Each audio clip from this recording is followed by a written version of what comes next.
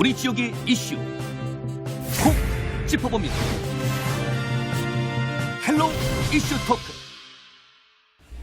지역의 현안을 시시각각 다뤄보는 헬로 이슈 토크 시간입니다.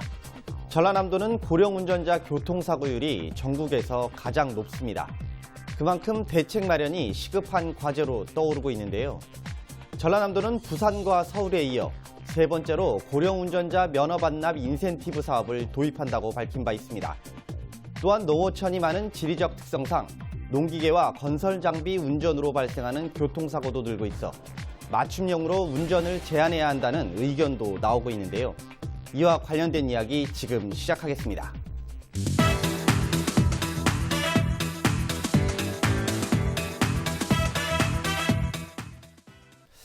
네, 변호사님, 일단은 전라남도가 말 그대로 이제 고령화 사회로 이제 진입한 지 꽤 오래됐습니다. 그만큼 또 이제 어떻게 보면 고령 운전자들도 굉장히 많은 편인데요. 지금 현황이 좀 어느 정도인가요? 예. 이게 전라남도뿐만이 아니고 전국적 현상이긴 할 거예요. 도로교통공단이 발표한 바에 따르면 65세 이상 고령 운전자가요, 2013년도에 17,090건 이런 정도였다가 2017년도에 26,719건으로 증가를 했다는 거고요. 전체 교통사고 중에 고령 운전자 사고 점유율도 2014년 9%에서 2017년 12.3%로 증가하고 있다고 합니다. 네. 특히나 이제 전남은 이제 고령화에 따른 고령화의 속도가 가장 빠른 데 중에 하나고, 그 노년 인구가 되게 많지 않습니까? 그래서 그 노인 인구 운전자 비율도 그 전국에서 가장 높은 24%를 차지하고 있다는 거고요. 지난해 교통사고 9,819건 중에 고령 운전자 사고가 1,884건, 19.2%라고 하는 거. 이렇게 전체적으로 굉장히 좀 높게 나타나고 있습니다. 그래서 그런 부분에 대한 우려들이 굉장히 좀 커질 수밖에 없는 상황이고, 그래서 대책 마련은 좀 시급하고 그렇다고 봅니다. 아니, 그렇다면 이 고령 운전자들의 사고율이 높은 이유도 있을 것 같아요. 어떤 거로 좀 보시나요? 첫째는 이제 고령 인구가 늘어나는 거지요. 네네. 그건 당연히 또 그렇고요. 그러다 보니까 이제 고령 운전자 비율이 늘어날 수밖에 없는 거고, 연세가 들어가시면 시력도 많이 떨어지고 반사 능력, 운동신경 여러 것들이 떨어지니까, 그리고 또 공간 인지 능력들도 좀 떨어지기 마련이고요. 그래서 운전을 하면 젊은 사람이라면 그냥 당연히 갖추어져 있을 그런 능력들이 좀 쇠퇴하다 보니까 위험 상황에 즉각 대처하지 못하고, 또 스스로도 위험을 많이 만들기도 하고, 이런 게 원인들일 겁니다. 그래서 노인들이 되시면 어쩔 수 없는 면들이 있는 거지요.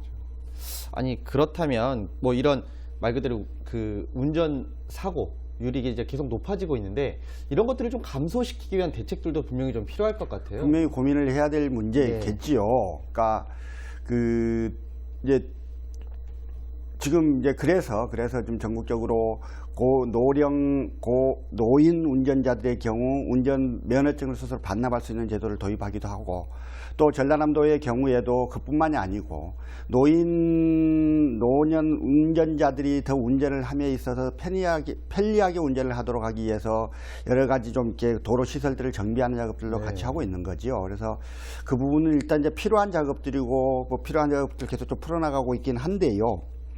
전라남도가 지금 이제 고령 운전자에 대한 면허증 반납 인센티브 사업을 시작을 했어요.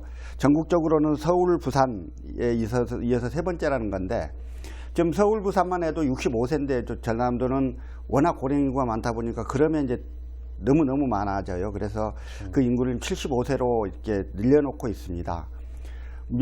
75세의 노인들이 면허증을 반납하면 이제 인센티브를 주겠다는 거죠. 교통카드를 준달지 해서 다른 대체 교통수단들을 이용할 수 있도록 좀 지원해 주겠다. 이게 그 운전면허 반납 인센티브 제도인데요. 근데 이제 문제가 뭐냐면 서울이나 부산 같은 경우는 또 어쩌면 그래도 돼요. 왜냐하면 시내버스도 충분히 촘촘하게 돼 있고 지하철도 많고. 근데 전남은 전혀 그렇지가 않아요. 우리가 시내버스가 있다고는 하지만 특히 농촌 지역의 경우 1시간 만에 한 대, 2시간 만에 한 대 오는 경우가 다반사인데 대부분이고, 지하철은 전혀 없고요. 그러니까 이런 상황에서 그런 교통비를 대신 내주는 거예요. 그 인센티브를 주는 게 과연 얼마만큼 실효성 있는 제도인가에 대해서는 많이 의문이 들 수밖에 없는 상황 같습니다. 아니 그렇다면 이게 그 뭐 이제 대중교통 얘기를 좀 해주셨는데 또 다른 한편으로 보면 또 생업과 관련되신 분들도 굉장히 많으실 것 같아요. 그래서 어떻게 보면 좀 그런 부분에 있어서는 반대 의견들도 굉장히 많이 나올 것 같거든요. 그렇습니다. 그러니까 일단 워낙에 이제 그 우리가 교과서적으로 이야기하는 경제활동 인구하고 실제로 우리가 경제활동이 가능한 인구하고는 많이 다르잖아요. 그렇죠. 지금 57년생들이 작년에 그 정년퇴임을 했고 58년생 뭐 이제 올해는 59년생인데 사실 59년생들만 보더라도 그냥 청년들이에요. 그냥 형님들이고 그 뭐 신체 능력이 저희보다 더 낮고 뭐 이런 상황이란 말이에요. 그러다 보니까 그 특히나 자영업을 중심으로 해서 운전을 하면서 뭐 이렇게 벌어먹고 사는 이런 분들의 숫자가 계속 늘어날 수밖에 없는데 나이를 기준으로 일괄해서 하는 거는 굉장히 큰 문제일 수가 있는 거죠. 그래서 이제 그 문제는 기본적으로 아주 조금 심각한 그 문제의식일 수 있다. 물론 그러한 제도를 도입하고자 하는 취지를 모르지는 않으나 그걸 일괄해서 그렇게 나이를 기준으로 해서 볼 일은 아니다. 그렇다면 연세가 드신 분들한테는 조금 더 운전 능력이 아직도 남아있는지 혹시 쇠퇴하지 않았는지에 대한 적성검사나 이런 것들을 조금 더 구체화하고 실질화하고 또 조금 더 자주 하고 하는 정도를 그 도입을 해서 그건 그렇게 그럼 걸러내야 하는 문제고 나이를 기준으로 해서 일률적으로 제거하는 거는 굉장히 좀 위험한 사고다 이렇게 생각이 듭니다. 아니 지금 뭐 말씀해 주셨던 것처럼 사실 이제 뭐 적성검사 기간을 사실 뭐 5년에서 3년으로 좀 줄이는 방안도 지금 얘기가 되고 있어요. 예. 그러니까 사실 뭐 이렇게 되면 그 말 그대로 좀 교통사고 감소에 좀 효과가 있을까요? 일단 필요한 제도이긴 하지요. 필요한 제도이긴 하죠. 지금 5년에서 3년으로 이제 줄여서 시행을 하고 있는데요. 문제는 그러면 더 자주 적성검사를 받으려면 적성검사장이 가까이 있어야 되는데 여전히 가까이 없어요. 그러면 이 부분이 연세 드신 분들한테 적용이 되면 역시 이동이 좀 불편하신 분들이 멀리 가서 그 적성검사를 받아야 되는 불편함들이 여전히 있어요. 그러니까 제도를 5년에서 3년으로 줄이는 것만 실시를 하고 그렇게 함으로 인해서 발생할 수 있는 불편을 해소할 수 있는 이 제도들은 아직 마련되고 있지 않지요. 그래서 이제 이런 것들은 문제라고 생각을 합니다만 어쨌든 연세가 드시면 어쩔 수 없이 운동 능력, 반사 능력 이런 것들을 떨어질 수밖에 없는 점들을 고려를 해서 운전에 따르는 위험성들을 줄이기 위한 제도들은 불가피하다고 생각을 합니다. 그래서 그런 제도를 실시하면 조금 더 나아지긴 할 거다라는 생각은 듭니다. 그러니까 지금 방금 얘기해 주셨던 것 중에 하나가 사실은 이제 적성 검사를 받는 그런 공간들이 좀 적다라고 좀 얘기해 주셨는데 제가 알기로도 이제 광주 전남 통틀어서 운전면허 시험장이 2곳밖에 없는 걸로 알고 있어요. 네. 그만큼 많이 없는데 이런 부분들을 좀 확대할 수 있는 방안들은 없을까요? 그렇게 해야 되겠죠. 그러니까 이게 이제 5년에서 3년으로 줄어들면 운전면허도 마찬가지고 그다음에 적성검사 또 시스템도 좀 다르기도 하니까 그리고 적성검사가 무엇보다 좀 실질화돼야 될 거예요. 사실 저희도 운전하고 다니지만 적성검사는 굉장히 형식적이잖아요. 연세 드신 분들한테는 어쩔 수 없이 그 조금 더 그 좀 강화된 시스템들을 좀 도입할 필요가 있다라는 생각은 듭니다. 그게 이제 그분들을 연세를 기준으로 해서 차별하고자 함이 아니라 현실적으로 운동력이 약간 떨어질 수 있고 그런 상태에서 운전을 했을 때 나타날 수 있는 위험성들을 제거하기 위한 수단으로서는 뭐 좀 필요한 제도라고 생각은 해요. 근데 이제 저희가 좀 심각하게 고민해야 되는 건 뭐냐면요. 보세요. 아까 이제 그 나이를 기준해서 일괄해서 면허증 반납 이렇게 하는 경우 생업에 종사하시는 분들한테 어려움이 발생할 수 있다 이러잖아요. 그러면 이제 생업에 종사해서 실제로 운전하는데 문제가 없으신 분들은 좋아요. 또 그건 그렇게 보호를 해야 되는 건데 그러면 운전력이 떨어져서 이제 어쩔 수 없이 좀 운전하기 좀 곤란하신 분들은 어떻게 할 건지가 문제가 또 돼요. 사실 연세가 드시면 다리도 아프고 허리도 아프고 그래서 이동이 어렵잖아요. 오히려 차가 더 필요하신 나이라고요. 예전에 비해서 은행 점포들이 많이 줄었어요. 이 연세 드신 분들은 은행 점포도 줄고 또 걸어다니기 나다니기 어려우니까 점포를 가기가 어려워요. 그러면 모바일이든 인터넷이든 이런 금융 거래들이 좀 늘어나야 되잖아요. 근데 그런 것들이 늘어나려고 보니 또 보이스피싱이라고 하는 엄청난 범죄들에 노출되는 문제들이 발생을 해요. 연세 드신 분들이 그래서 금융사각지대에 놓이게 되는 건데 교통의 경우에도 마찬가지예요. 교통의 경우에도 연세가 드시면 오히려 교통서비스가 더 늘어나야 해요.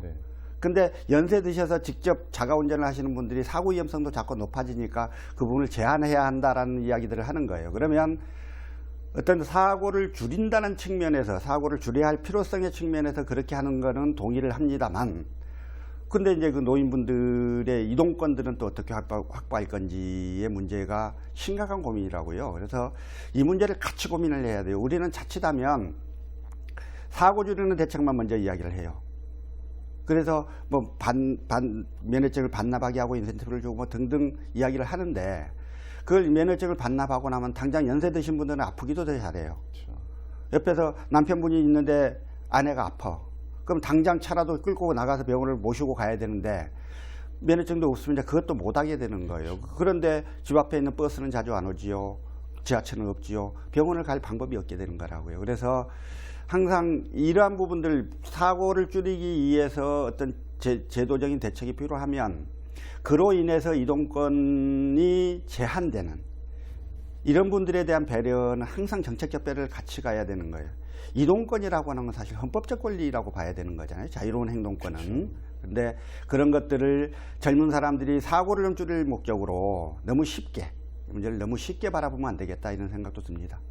뭐 이제 지금 얘기해 주신 얘기들이 이제 대체적으로 이제 공감되는 얘기들입니다. 근데 보면 이제 반대로 좀 생각을 해보면 고령자에 대한 교통사고율도 높지만 전남이 사실은 이제 젊은 사람들의 교통사고율도 굉장히 높거든요.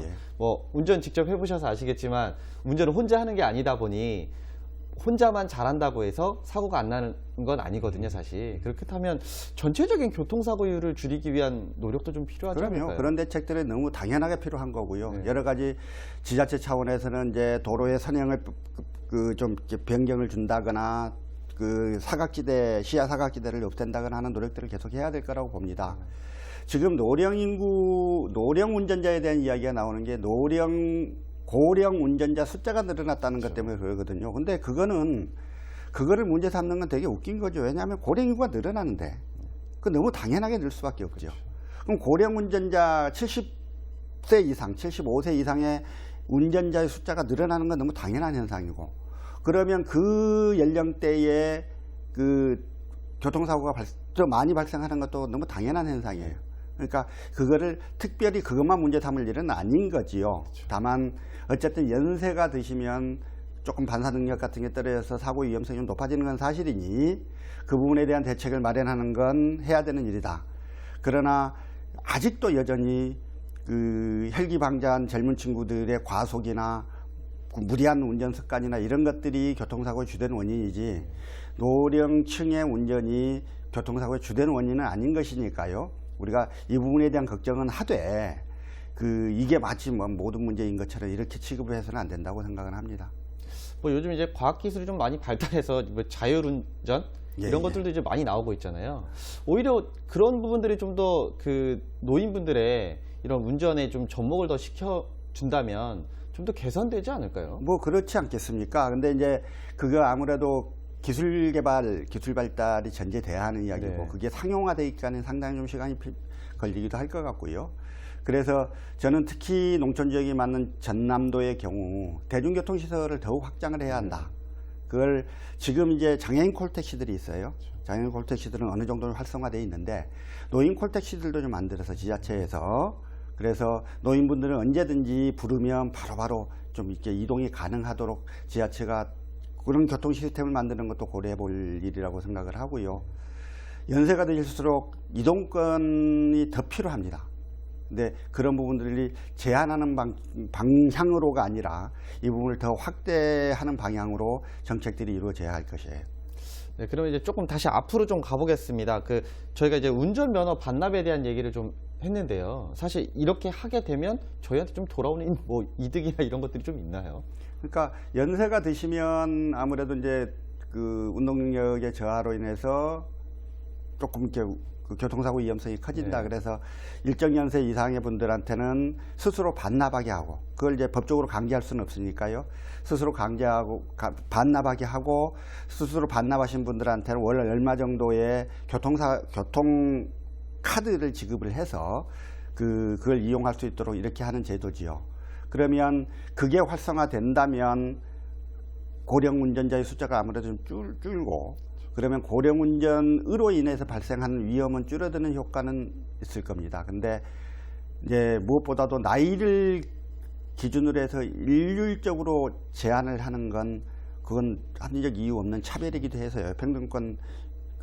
평등권 침해 위험도 있고, 그 다음에 이제 자율적으로 반납하도록 한다고 하지만 사실은 그걸 또 지자체에서 굉장히 심하게 그 캠페인을 하는 경우가 있어요. 근데 그걸 그러면 반납 안 하신 분이 굉장히 이상하다고요. 나 혼자만, 나만 생각하는 사람 같고 되게 이상해서 그러한 제도들을 물론 어느 정도 교통사고를 줄이는 수단일 수는 있으나 그러한 그 유효성이 있을 수는 있으나 그러한 부분들이 또 다른 그 평등권 침해나 또는 그 사회생활을 함에 있어서 또 어르신들의 자존심을 상하게 한다거나 이런 방향으로 그 작용하지 않도록 좀 세심한 그 배려가 필요하다고 생각을 합니다.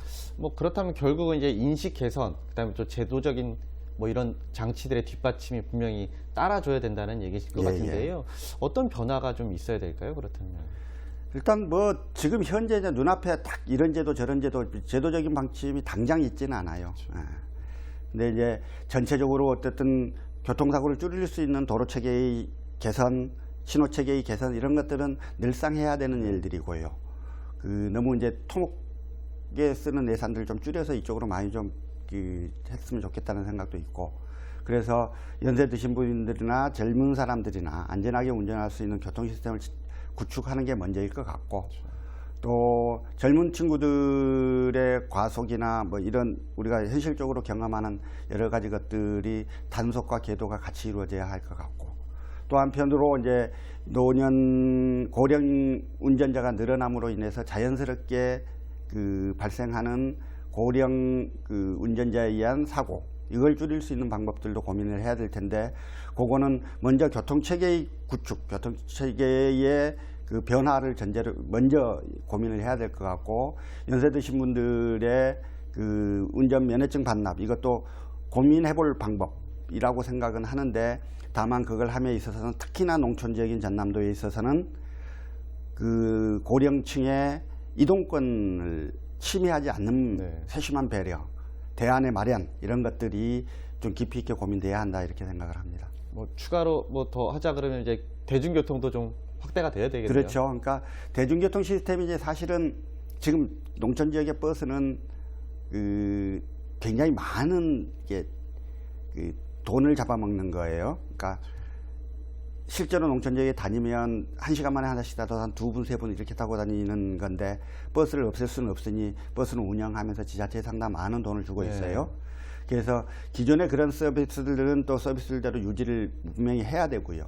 근데 아까 제가 이제 장애인 콜택시 말씀을 드렸듯이, 혹시 재정 능력이 어느 정도 되는 지자체에서는 고령층 콜택시를 좀 운영을 해보는 것도 참 의미 있는 일이겠다라는 생각이 듭니다. 물론 지금 이제 장애인 콜택시는 법에 의해서 도입이 제도화돼 있고, 고령층 콜택시 이런 건 아직 제도적으로는 좀 아니어서 좀 그렇습니다만, 그래도 그 아직 법이 마련돼 있지 않다 하더라도 각 지자체가 내 지자체에 사는 노인분들의 그 자유로운 이동권과 행복한 삶을 좀 추구하기 위해서 그러한 제도의 도입에 적극적으로 좀 노력을 했으면 좋겠다, 이런 생각이 듭니다. 아니 뭐 보면 지금 뭐 저희 지역마다 뭐 1,000원 택시 이런 것들도 사실 운영이 되잖아요. 이런 부분을 좀 더 확산을 하면 조금 더 도움이 되지 않을까요? 그러니까요. 그런 것들 좀 더 확산을 좀 해야 하고요. 면허증 반납보다는 그걸 더 확산해서 자연스럽게 연세 드신 분들이, 아이고 내가 몸도 안 좋고 눈도 좀 어두운데 운전 안 하도록 해주면 운전 안 하실 거예요. 운전 안 해도 생활하는데 불편함이 없는 제도가 마련되어 있음에도 불구하고 기어이 운전하시는 분들은 많지 않을 거라고 보니까, 그분들이 굳이 그 힘든 운전 안 해도 되도록 여러 가지 교통망들을 구축해 주는 게 먼저라고 생각합니다. 네, 그렇다면 이제 마지막으로 일단 저희가 말 그대로 이제 고령화는 막을 수 없는 또 세대의 흐름인 것 같습니다. 그렇다면 또 이런 부분들에 대한 관심이 분명히 더 필요할 것 같은데, 다양한 대책도 분명히 필요할 것 같고요. 앞으로 좀 어떤 방향으로 좀 개선됐으면 하는지 말씀 좀 부탁드립니다. 눈앞에 어쨌든 고령화는 계속 급속도로 진척이 되는데, 사실 우리가 고령화 이야기만 하지 현실적이고 실질적 대책들을 갖고 있지 못한 면들이 많습니다. 저출산의 문제는 정말로 이제 그 이 재앙의 수준까지 이르고 있는데 다들 입으로 저출산의 문제를 고민만 할 뿐 실질적 대책을 마련하고 있지 못하지요. 어떻게 할 것인지는 이게 뭔가 좀 하나하나로 탁 풀릴 수 있는 대책이 있었다면 누군가 내놨을 텐데 아직 그렇죠. 그러지 못한 문제들은 있는 거고요. 결국 고령 인구가 늘어나고 그러면 그분들의 이동권을 포함을 해서 모든 문제가 뒷받침되기 위해서 많은 재원이 필요할 수밖에 네. 없습니다. 재원이 많이 확보가 되기 위해서는 젊은 사람들이 더 많이 일을 해서 더 많은 돈을 벌어야 되는 거죠, 사실은. 근데 계속 이제 저출산의 문제, 저출산 그 덫에 늪에 빠져 있다 보니까 네. 경제활동 인구는 계속 줄어들게 되고 또 한편 우리나라 산업 구조 자체가 대기업은 돈을 많이 벌고 중소기업은 적게 벌는 구조로 이렇게 어느 정도 고착이 돼 있다 보니까 중소기업을 통해서 서민들한테 돈이 흐르는 이익에 상당히 좀 제한돼 있고 이런 이제 총체적 문제입니다. 그래서 그런 총체적 문제를 고민하는 속에서 이 문제도 좀 생각을 했으면 좋겠고요. 그리고 이제 어쨌든 노령구가 급속도로 늘고 있는 전남도에서는 특히 노령구에 대한 세심한 배려, 최소한 내가 우리 윗세대보다 또는 내가 나이가 들었다고 해서 더 과거보다 불편하게 살게 되는 것은 굉장히 불행한 일이거든요. 그러니까 노인층들이 불행을 느끼지 않도록 좀 더 세심한 배려, 노력, 그리고 전 세계 교역량 11위 국가 정도의 품격에 맞는 그런 복지 시스템들이 구축되도록 많은 노력을 해야 된다고 생각합니다. 분명히 많은 노력도 필요하겠지만 또 그만큼의 고민과 또 대책 마련을 위한 이제 행동들이 좀 필요할 것 같습니다. 오늘 이야기는 여기까지 좀 진행하도록 하겠습니다. 오늘 말씀 감사합니다. 고령 운전자는 위험하다라고 일반화시킬 수는 없습니다. 하지만 전체 교통사고 건수 대비 고령 운전자의 사고 비율이 꾸준히 증가는 하고 있습니다. 농어촌이 많고 고령화가 심각한 전남. 사고 예방과 정책 개선 등을 최우선 과제로 삼고 현실적인 고민과 대안 마련이 필요해 보입니다. 지금까지 헬로 이슈토크였습니다.